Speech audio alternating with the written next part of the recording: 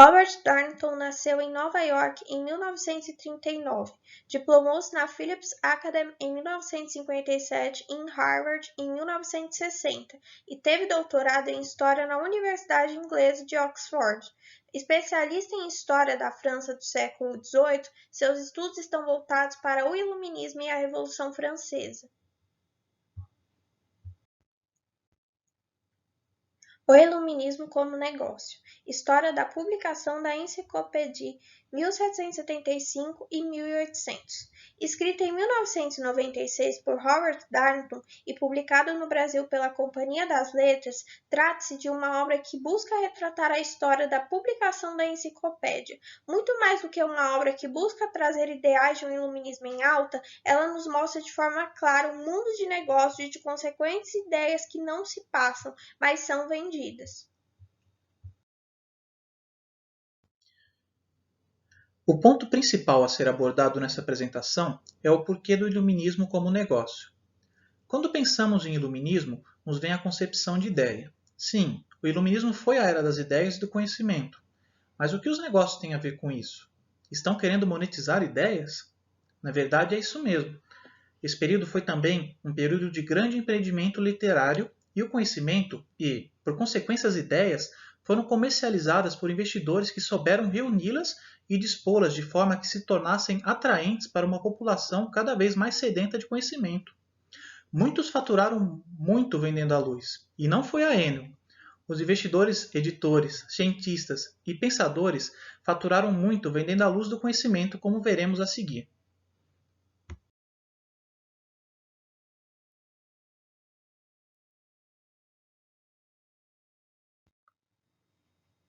Para facilitar uma melhor compreensão das ideias abordadas neste capítulo, que é a composição da obra de Darnton, vamos primeiro fazer uma junção a seguir em formato de um pequeno resumo para que desta forma seja possível a compreensão de toda a ideia, para depois fazê-la de forma mais detalhada.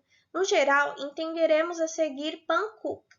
Pancook é um investidor, grande editor e empreendedor, que, porém, entende-se na leitura que, quanto aos seus negócios, pensa em vangloriação e extensos ganhos.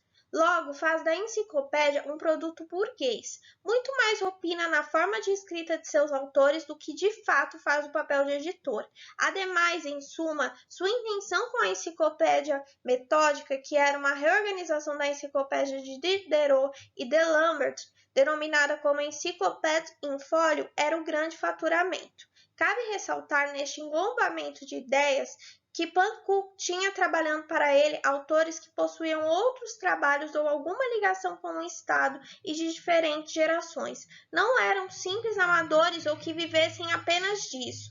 E nem todos que colaboraram receberam créditos, já que não eram dignos neste ponto, pois não sabiam expressar seus conhecimentos na escrita para compor a obra.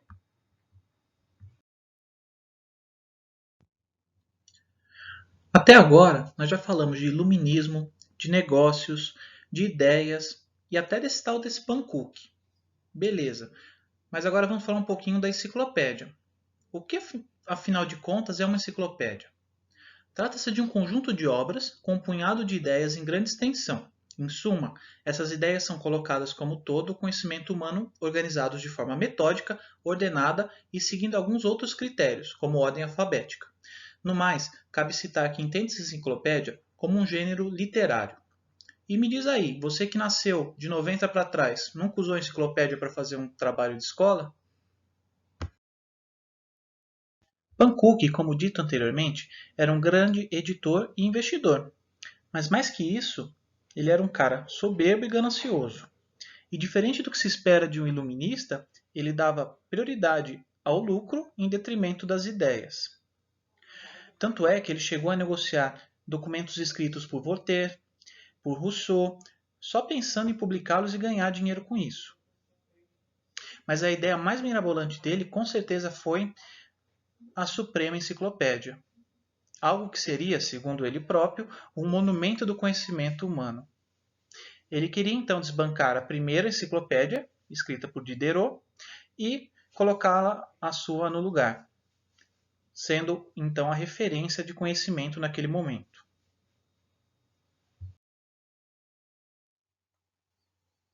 Havia um constante trabalho na enciclopédia por parte do cunhado de Pankow, que tinha por pretensão organizá-la em ordem alfabética.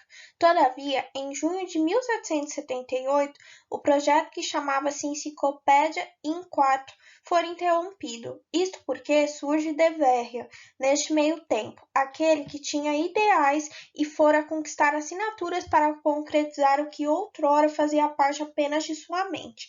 Sua principal ideia era, além da organização do texto de Diderot, sua ampliação, sendo que o mesmo seria organizado não por ordem alfabética, no entanto por assunto, isto é, tudo que pertencesse a determinada área ou tivesse correlação estaria em conjunto. Além de tentar conquistar assinaturas, De Verre ia atrás de atrair investidores, que mais tarde teriam um desconto conforme o sucesso de vendas que sua enciclopédia, que denominou como Enciclopédia Metódica, lhe trouxesse. Assim, Pankow, por fim, ao romper com a produção que era de seu cunhado, comprou a ideia antes de De Verre, e a partir daí passou a investir arduamente nela com a intenção de ser imortalizado. Neste meio tempo, porém, ele, que atribuía boa parte da produção e teve muitas dificuldades com quem a escreveria, já que em vários pontos suas ideias batiam de frente com a de seus autores. Como também propor que pessoas distintas pensem igual a nós, não é mesmo?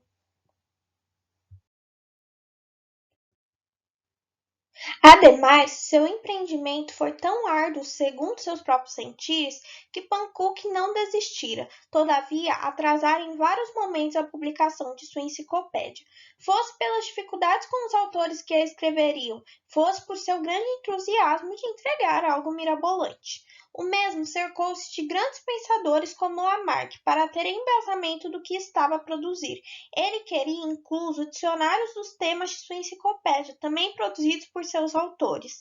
Assim, o que era para ser publicado em 1778 fora em 1782.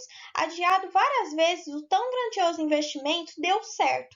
Era para a elite. A elite adorava-o. A mesma investiu, adquirir o que era publicado.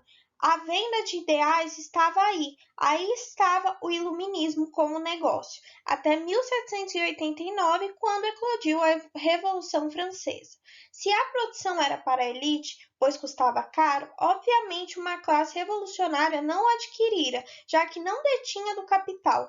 Dessa forma, ele foi perdendo quem antes lhe trazia lucro, pois a França agora era tomada por revoltosos que pediam liberdade, igualdade e fraternidade.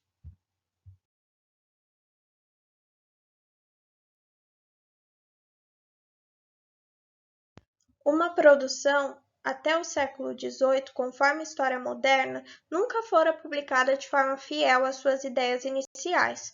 Um autor escrevia e o editor fazia mudanças que tantas vezes, por fim, estavam no ramo das mentiras. As alterações nunca eram poucas. Risco alto, prêmio alto. Em suma, deve-se entender que as pessoas compravam livros antigamente de outra maneira. Era muito mais do que um título ou uma capa que poderia atrair os leitores da modernidade na França. As produções da época pediam até um tipo de papel mais fino, e assim tornava-se a obra mais cara na hora de sua venda. Assim, acabamos vendo que, no fim, quem investia sua renda nestes para enriquecer seu intelecto também eram aqueles que mais tinham oportunidades. Isto é, as produções se destinavam à elite e não à classe baixa de camponeses, assim como comerciantes. Cabe ressaltar que esta escolha de vender caro numa produção mais fina era arriscada, e no fim, aquele que economizava nos papéis e escolhia a venda em conta acabava vendendo mais, já que a classe baixa também tinha interesse pelos ideais iluministas e em quantidade sempre foram maioria. Para a época, não foi diferente com as enciclopédias, e assim como Pankow já tinha grande interesse no lucro, a enciclopédia metódica lhe propôs isto no fim, e de fato há o questionamento. O iluminismo veio para enriquecer a todos que a partir dele teriam mais oportunidade de aprofundar-se em estudo e conhecimento que já começara para os artistas durante o Renascimento, ou também destinava-se a uma pequena parcela da população? Bom, intencionalmente era para todos, mas quem tinha menos, com base nas escolhas de quem tinha mais, acabava também com oportunidades menores.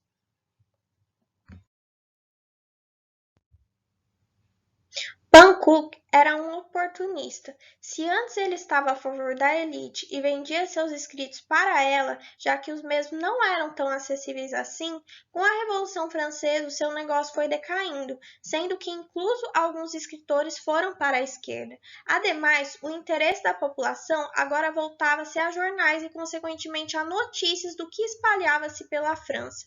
Assim, o oportunista tentou, em determinado ponto, tomar partido da esquerda, sendo que durante sua vida era de direita e produzia para quem detinha capital, que era a mesma posição política dele. Contudo, conforme Napoleão Bonaparte toma as rédeas, o mesmo se adequa ao bonapartismo, e assim vemos um homem de negócios que caminha ao lado das oportunidades. Ademais, a enciclopédia que veio com o iluminismo é associada como um possível gatilho para a explosão da Revolução, já que ela vendia ideias e conhecimento. Todavia, não se pode dizer com clareza tal associação.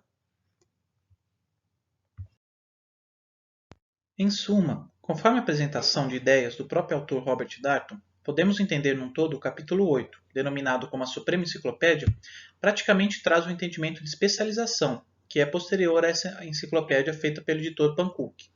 Logo, conclui-se que a especialização conhecida hoje veio a partir daí. Incluso, isso justifica-se, já que nas partes que compõem a enciclopédia de Pankow, quem escrevia sobre física era físico, quem produzia sobre biologia era biólogo. Assim, portanto, especialistas escreviam sobre suas especialidades. E cada vez mais, atualmente, essas especialidades são mais e mais aprofundadas.